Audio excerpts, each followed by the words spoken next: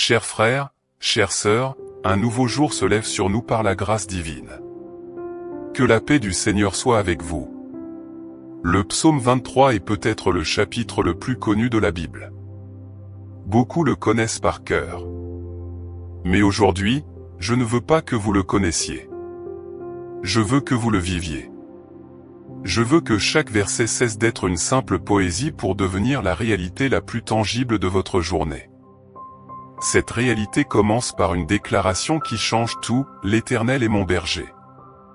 Ce n'est pas juste une belle phrase. C'est l'affirmation de votre identité, de votre valeur, et de votre sécurité. C'est l'annonce que vous n'avez plus à vous débrouiller seul. Pour faire grandir cette famille de priants, votre engagement est crucial. Dans les commentaires, laissez votre nom et le nom de la personne qui a besoin de se rappeler qu'elle appartient à un bon berger. Si vous n'êtes pas encore abonné, abonnez-vous maintenant et venez marcher avec nous chaque jour dans la foi et la prière. Chaque j'aime et chaque partage est un acte de foi qui aide cette lumière à se propager. Maintenant, fermez les yeux, calmez votre esprit, et commençons notre prière. Seigneur souverain, j'ouvre ce nouveau jour sous ta protection, me souvenant de cette vérité fondamentale, tu es mon berger. Je ne suis pas un orphelin perdu dans ce monde, je suis ta brebis. Tu me connais par mon nom. Tu me conduis. Tu me protèges. Sur cette vérité, je te laisse réorganiser tout ce qui a besoin d'ordre. Que toute dispersion se taise, laissant place à une fermeté venue de toi. Guide mes pensées pour qu'elles ne se tournent pas vers ce qui trouble, mais vers ce qui enracine profondément en toi. Que chaque décision de cette journée soit animée par ta sagesse, écartant les routes de fatigue ou d'obscurité. Amen. Psaume 23. Lecture. L'Éternel est mon berger, je ne manquerai de rien. Il me fait reposer dans de verts pâturages, il me mène près des eaux tranquilles. Il restaure mon âme, il me conduit dans les sentiers de la justice, à cause de son nom. Même quand je marche dans la vallée de l'ombre de la mort, je ne crains aucun mal, car tu es avec moi, ta houlette et ton bâton me rassurent. Tu prépares une table devant moi, en présence de mes ennemis, tu oins ma tête d'huile, et ma coupe déborde. Oui, le bonheur et la grâce m'accompagneront tous les jours de ma vie, et j'habiterai dans la maison de l'Éternel pour de longues années. Seigneur, ta parole n'est pas un ensemble de règles anciennes ou de principes abstraits. Elle est vie. Elle est une respiration divine qui traverse le temps, les générations, et vient parler avec une autorité incroyable directement dans les parties les plus profondes de mon être aujourd'hui. Et dans ce psaume 23, tu me donnes, par la bouche de David, une promesse qui semble presque trop belle pour être vraie dans mon monde agité, une promesse qui répond au cri le plus profond de mon âme fatiguée. Tu me dis, il me fait reposer dans de verts pâturages. Alors, Seigneur, je viens à toi aujourd'hui, tel que je suis.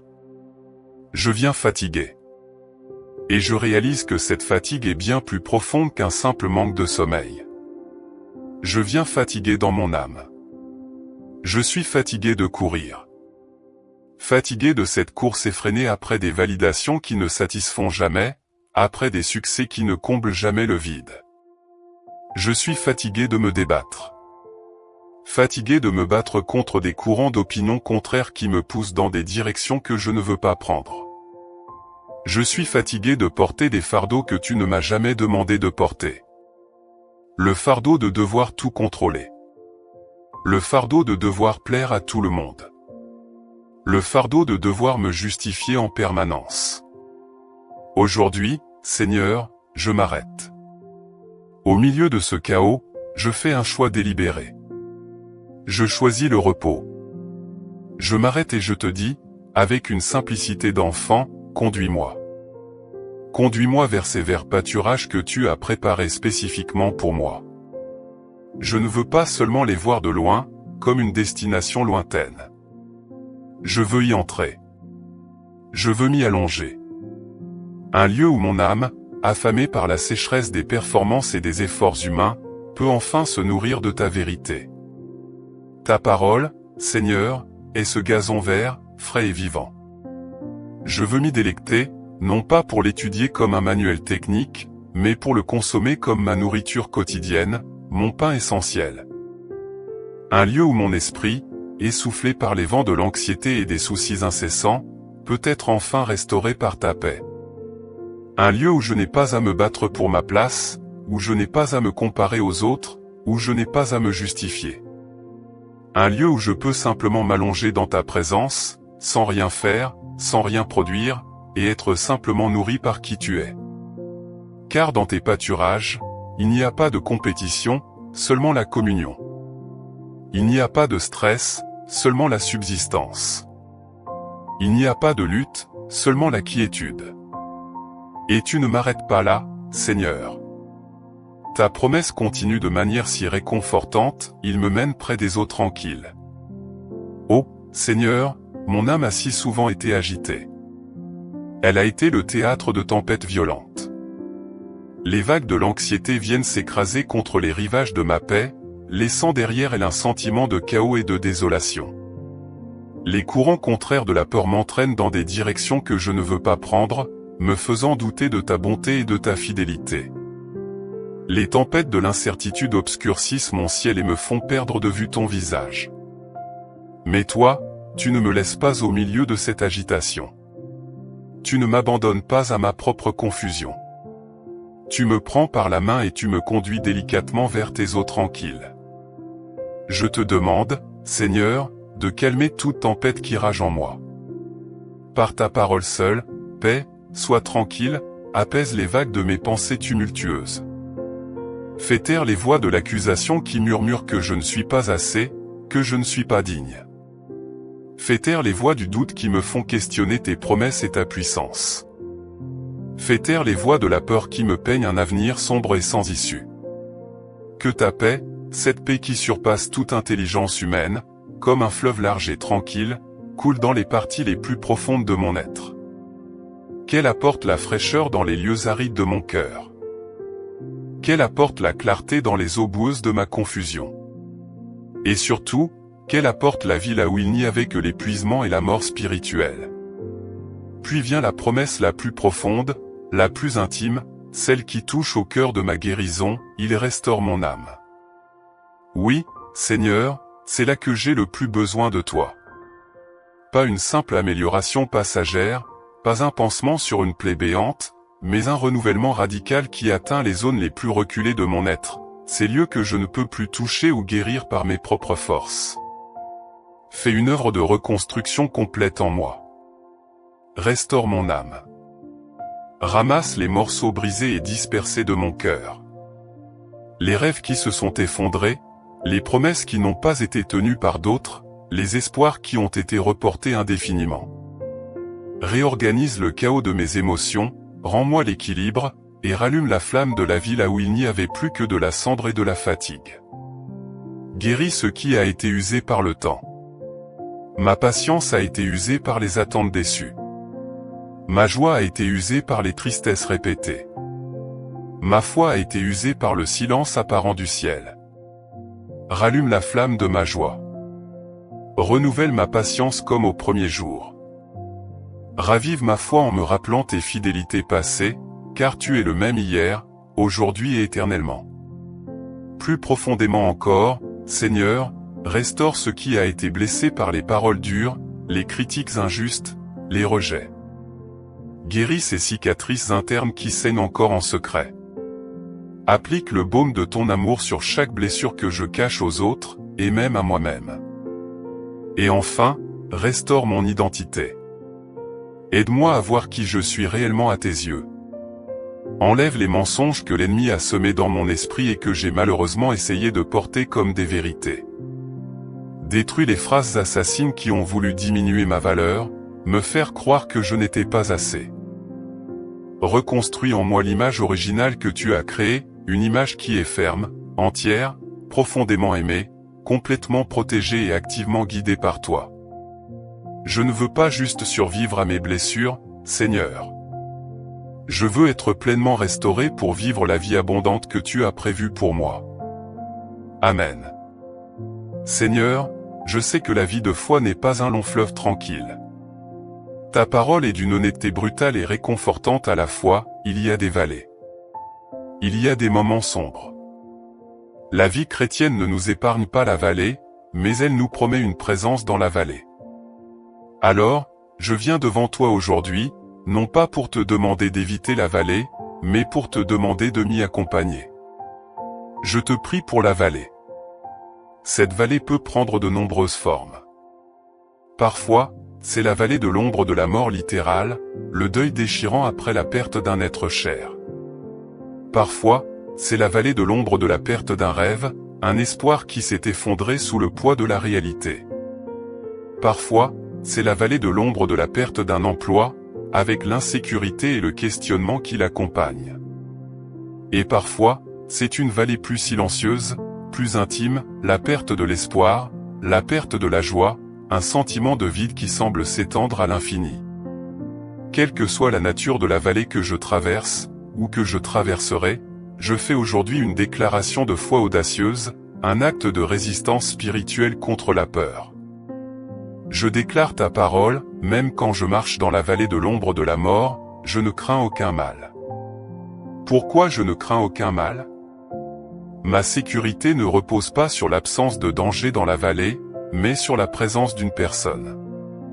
La raison est simple, et elle change tout, car tu es avec moi. Ta présence, Seigneur, est la variable qui transforme l'équation de la peur. La vallée peut être sombre, mais tu es la lumière du monde, et quand tu es là, les ténèbres ne peuvent pas régner. La vallée peut être remplie de dangers visibles et invisibles, de peurs irrationnelles et de menaces bien réelles, mais tu es le bon berger, et tu ne laisses aucune de tes brebis devenir la proie du prédateur. Ta présence n'est pas une garantie contre l'épreuve, mais une promesse de compagnonnage dans l'épreuve. Tu ne me dis pas, je vais t'éviter la vallée. Tu me dis, je vais marcher avec toi à travers la vallée.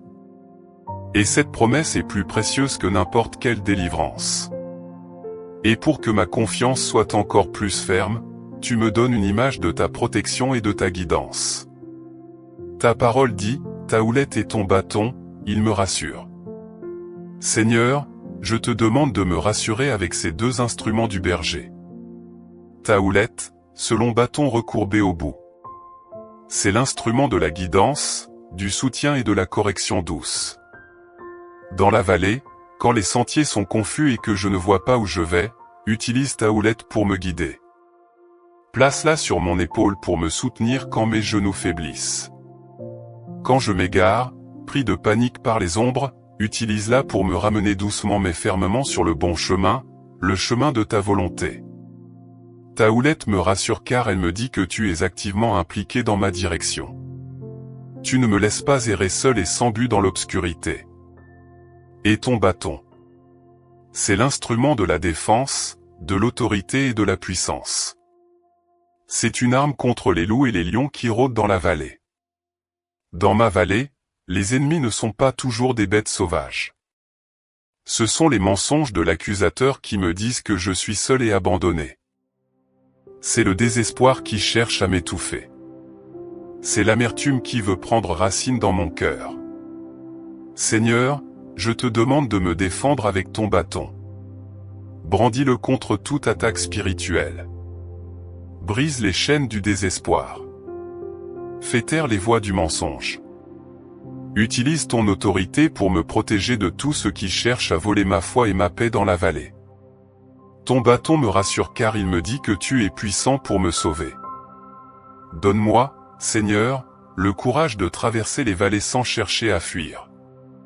Le courage n'est pas l'absence de peur, mais l'action en dépit de la peur. Donne-moi la force de mettre un pied devant l'autre, même si je ne vois que le pas suivant. Donne-moi la foi de te faire confiance aveuglément, même quand le chemin est invisible à mes yeux et que la logique humaine crie à l'abandon.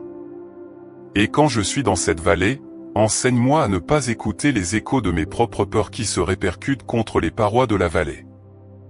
Apprends-moi à filtrer le bruit du monde et les accusations de l'ennemi. Apprends-moi à tendre l'oreille pour écouter une seule voix, la voix douce et calme de mon berger qui me dit « Ne crains pas, car je suis avec toi ». Remplis-moi de ta paix qui surpasse toute compréhension, cette paix surnaturelle qui garde mon cœur et mon esprit, même au milieu des ténèbres les plus épaisses. Je ne suis pas seul dans la vallée. Tu es là. Et si tu es là, je suis en sécurité. Ma sécurité ne dépend pas de la luminosité de la vallée, mais de la présence de ta lumière en moi. Amen. Seigneur, après la vallée, il y a la victoire. Tu ne me laisses pas dans l'ombre. Tu me conduis vers la lumière.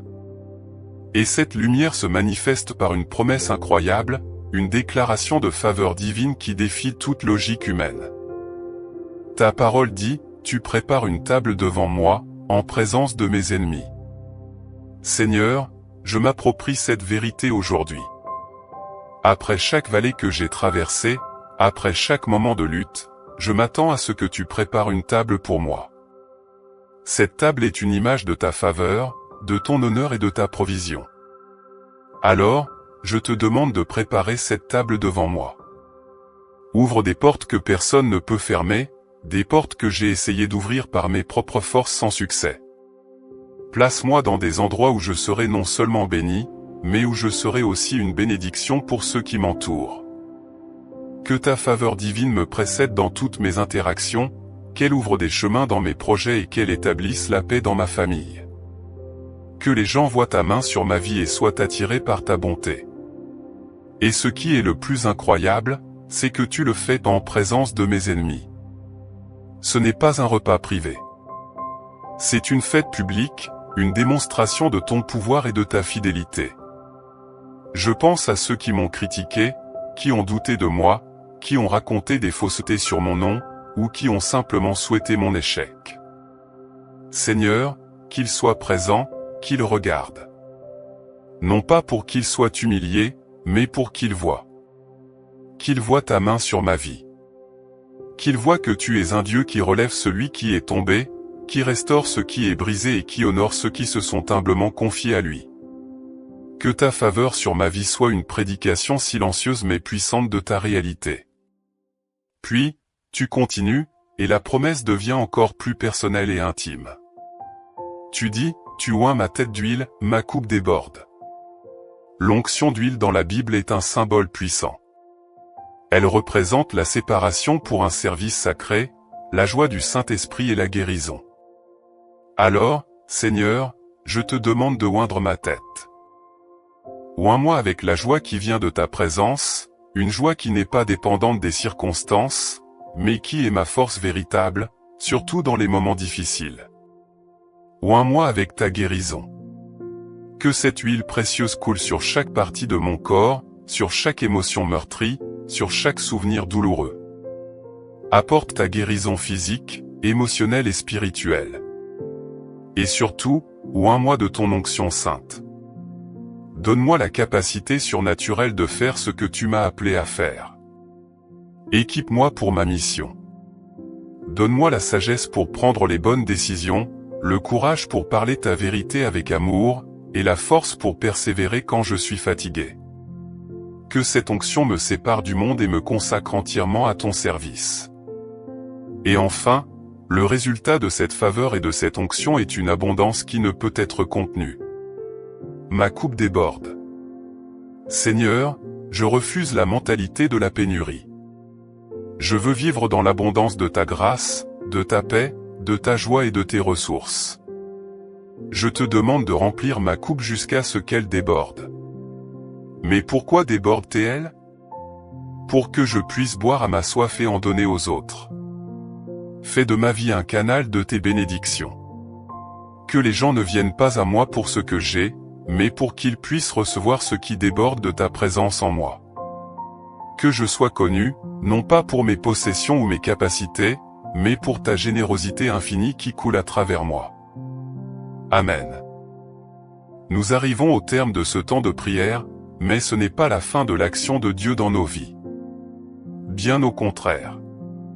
Nous nous reposons maintenant sur la promesse finale, la plus réconfortante de toutes. Seigneur, quelle paix de savoir que ta bonté et ta grâce me poursuivent, non pas seulement pour un avenir lointain, mais pour chaque jour de ma vie.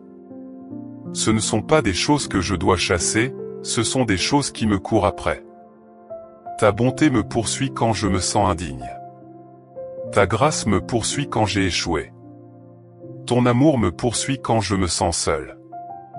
Et si cette bonté que vous avez ressentie aujourd'hui a été un baume pour votre âme, si elle a restauré votre espérance, je vous exhorte à la partager. Partagez cette vidéo avec quelqu'un qui traverse une vallée sombre ou qui cherche sa direction. Souvent, ce qui nous touche devient aussi la réponse qu'un autre cœur attendait. Continuez à laisser des commentaires avec vos noms et vos besoins, car nous sommes une famille qui prie les uns pour les autres. Et si vous ne l'avez pas encore fait, abonnez-vous à Prière 365 pour que nous puissions continuer à marcher ensemble dans la foi. Nous marchons ensemble, unis dans l'espérance, confiants en celui qui ne faillit jamais et qui veille toujours sur nous. Que le Seigneur, notre berger, vous bénisse et vous garde. Qu'il fasse briller son visage sur vous et qu'il accorde sa paix à votre cœur. Au nom de Jésus-Christ, notre berger et notre sauveur. Amen.